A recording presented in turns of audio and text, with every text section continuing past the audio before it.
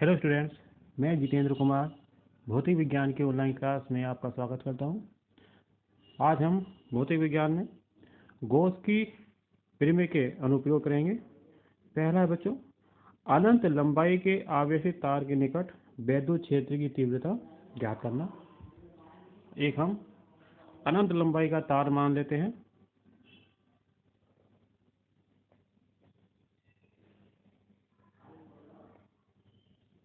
जिस पर plus Q आवेश है, अनंत तार लंबाई का तार है।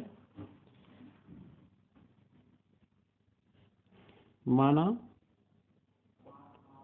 तार पर आवेश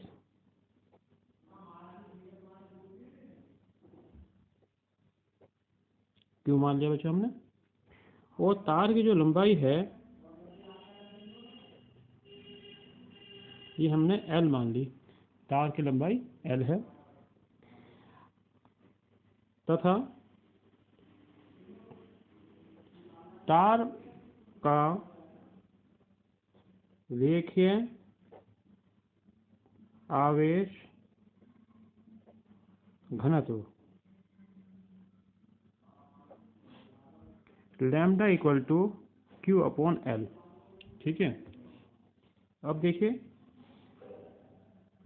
हमने माना इस तार से, जो L लंबाई का तार है, प्लस Q आवेश है, इससे R दूरी पर स्थित कोई बिंदु है। उसे मान लिया हमने कोई बिंदु P है, कोई बिंदु P है। ठीक है, अब हमने ये माना कि जो गॉसीय पृष्ठ है, क्या है ये? गॉसीय पृष्ठ। तो एक यहाँ पर बेलन बन जाएगा, एक ये बेलन आकार बन जाएगा इस प्रकार से। ठीक है, अब इस बेलनाकार जो बना है, इसमें 3 पृष्ठ हुए। एक ये वाला, जैसे हमारा मार्कर है, इस मार्कर में 3 पृष्ठ हैं, एक इधर, एक इधर, इधर, और एक ये वक्राकार। ठीक है,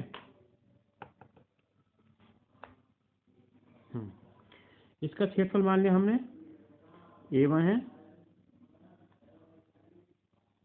इस पृष्ठ का क्षेत्रफल जो समतल पृष्ठ है, इसका A2 है, और ये जो वक्राकार पृष्ठ है सामने वाला, इसका क्षेत्रफल मान लिया हमने A3 है।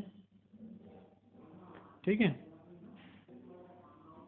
और जो वैद्युत बल रेखाएं इस तार के कारण जा रही है, वो इस प्रकार से जा रही हैं।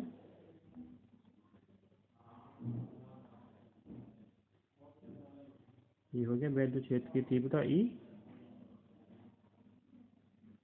अब हमने माना इस पृष्ठ पर एक कोई सूक्ष्म पृष्ठ माना, छोटा सा पृष्ठ लिया हमने, इसका क्षेत्रफल माना हमने, पूरे का तो A1 हुआ, ये सूक्ष्म हो गया dA1। ऐसे ही हमने यहाँ लिया, इस सूक्ष्म क्षेत्र का जो क्षेत्रफल है वो है dA2। ठीक है, इसी प्रकार से हमने एक सूक्ष्म पृष्ठ यहाँ भी लिया, इसका क्षेत्रफल माना हमने dA3। अब इसकी बात करते हैं, इस वाले पृष्ठ की। जैसे ये, तो इस पृष्ठ की जो दिशा है वो किधर है? इधर की ओर है, इस साइड की ओर है, तो इसकी दिशा होगी इस साइड की ओर। ऐसे इस पृष्ठ की दिशा किधर है? इस साइड की ओर है। और इस पर जो वैद्युत बल लग रहा है, वैद्युत बल रेखाएं किधर जा रही हैं? उसके लंबा जा रही हैं इस साइड में को। ऐसे इस पर कहाँ जा रही हैं? इस साइड में को। तो ये जो कोण बनना है ये वाला, ये बनना है 90 डिग्री का। ऐसे यहाँ जो कोण बनना है ये भी 90 डिग्री का। ठीक है, ये हो गया। तो A पृष्ठ पर स्थित ये वाला A1 पृष्ठ पर स्थित dA1 से गुजरने वाला वैद्युत फ्लक्स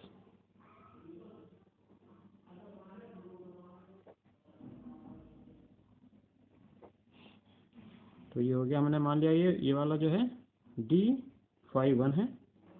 ये हो गया बच्चों ई डी ए 1 सदिश राशि है तो वेक्टर का निशान लगा दीजिए।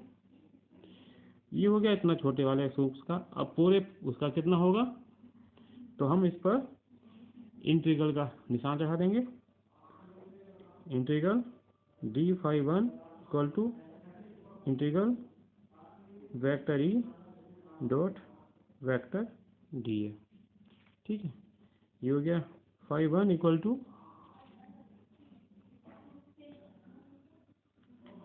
Integral E d A cos theta. अब यहाँ जो थीटा है वो है 90 डिग्री। ये कौन सा कोण है, 90 डिग्री का कोण है ना। और कोस 90 होता है 0, इसलिए फाई 1 कितना हो गया, ये हो गया 0। इसी प्रकार से यहाँ पर निकालेंगे A2 पृष्ठ से।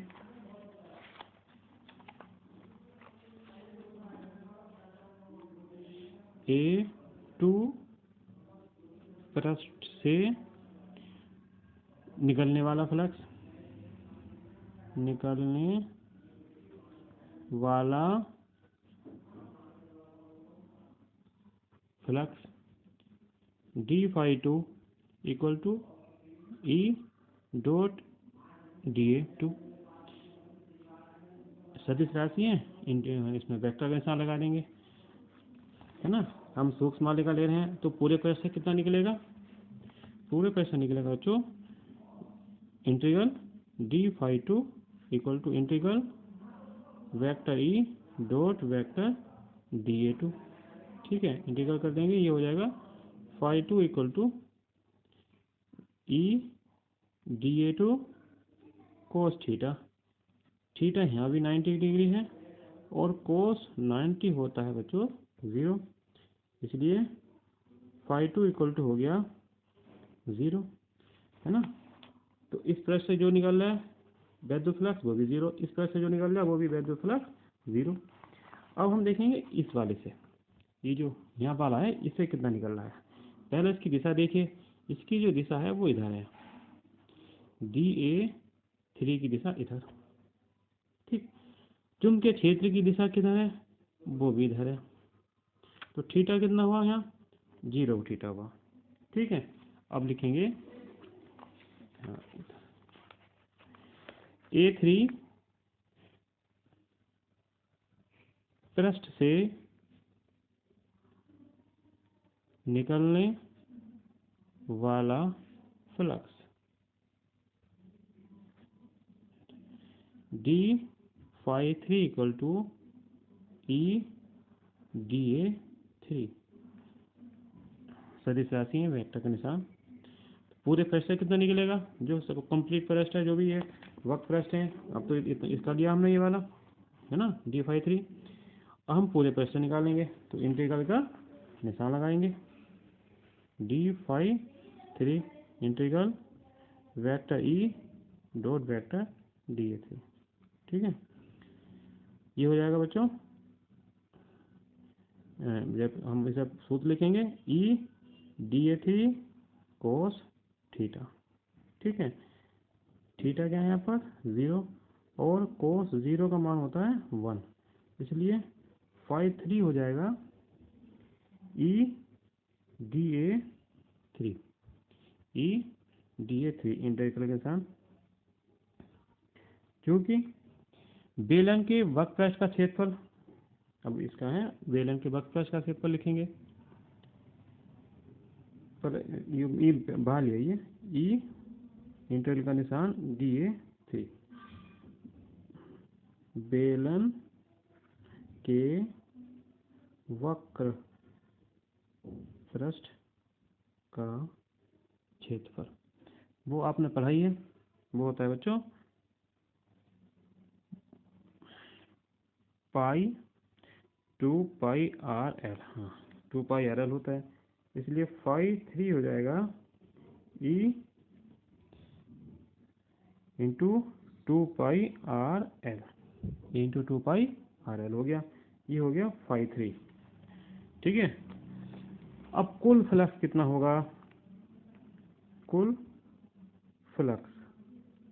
फ्लक्स होगा बच्चों phi equal to phi 1 plus phi 2 plus phi 3। Phi 1 phi 2 तो 0 है, तो फाई कितना आ गया? फाई 3 का मान रख दो, ई ये वाला ई इंटू 2 पाई आर एफ। ठीक है, ये समीकरण कह दीजिए 1, समीकरण नंबर 1 हो गई है। ठीक है, समीकरण नंबर 1।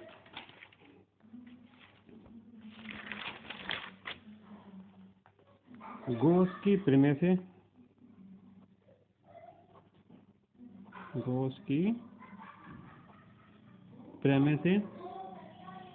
क्या है? गॉस की प्रमेय फाई इक्वल टू